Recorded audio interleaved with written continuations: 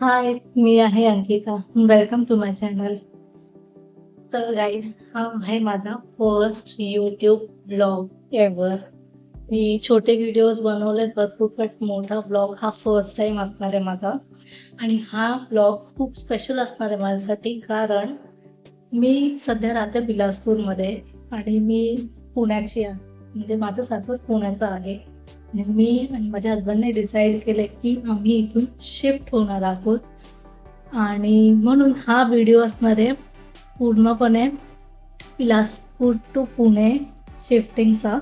आणि इथे आम्ही मूवर्स आणि पॅकर्स बुक केलेलं आहे आणि इथलं सगळं सामान आम्ही घेऊन जाणार आहे पुण्याला.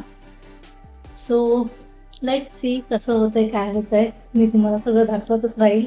So stay tune. Okay.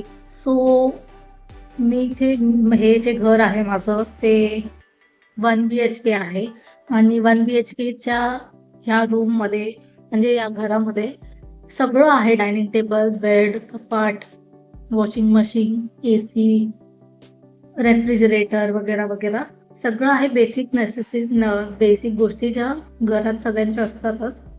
So पहिले तर आपल्याला कोटेशन काढायचे 2-3 मूवर्स आणि पॅकर सोबत.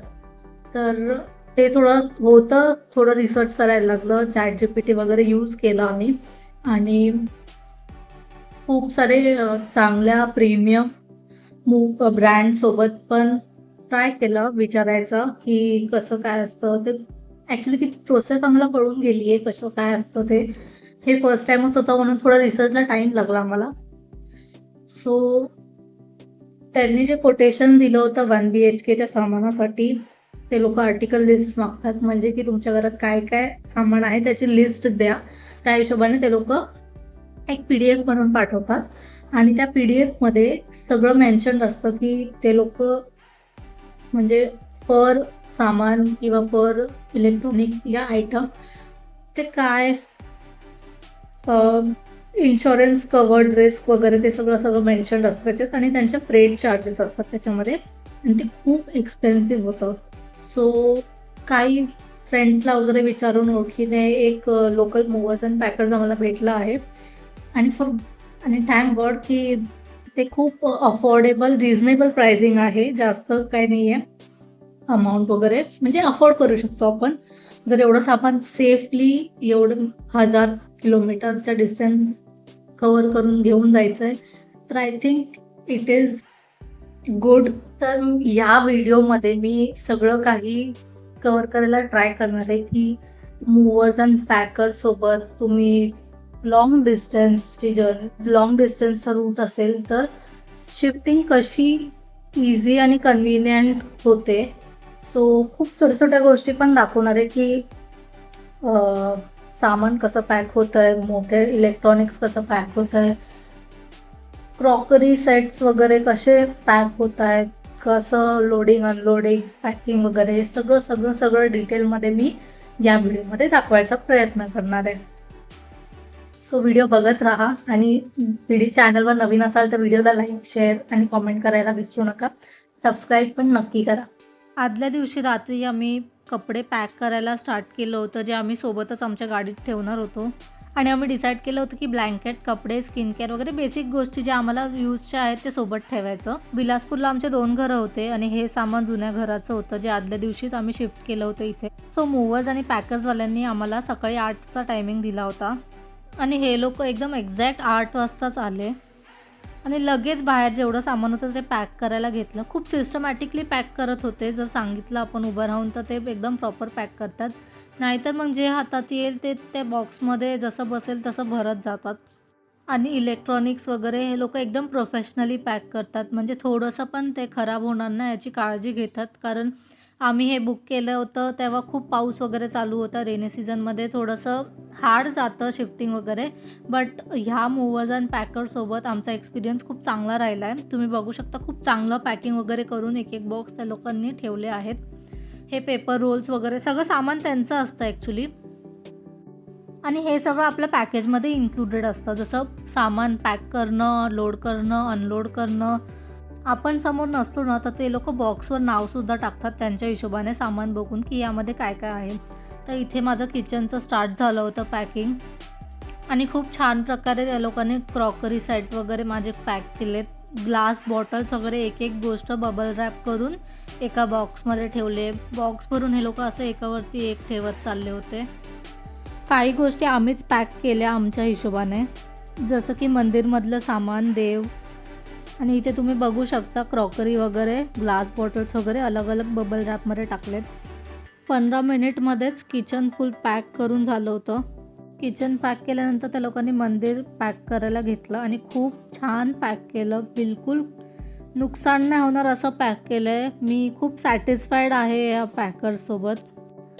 तुम्ही बघू शकता बॉक्स पॅक करून बाहेर ठेवले होते. इथे सोफा, फ्रीज वगैरे सगळं आहे आणि याच्यावर नंबर्स लिहिलेले आहेत आणि मेन्शन पण केले की काय सामान पाठी ठेवायचं आहे, पुढे ठेवायचं आहे, नाजूक आहे. ऑलमोस्ट 4 तास झाले होते आणि बऱ्यापैकी सगळं सामान पॅक झालं होतं. आणि हे बाकीच्या गोष्टी ज्या आहेत त्या आम्ही ह्याच्यामधल्या मोस्टली गोष्टी गाडीतच ठेवणार होतो. तुम्ही जर सिस्टमॅटिकली पॅक केलं ना सामान, तर तुम्हाला नंतर अनपॅक करायला खूप इझी पडतं, नाही तर खूप स्ट्रगल होतो.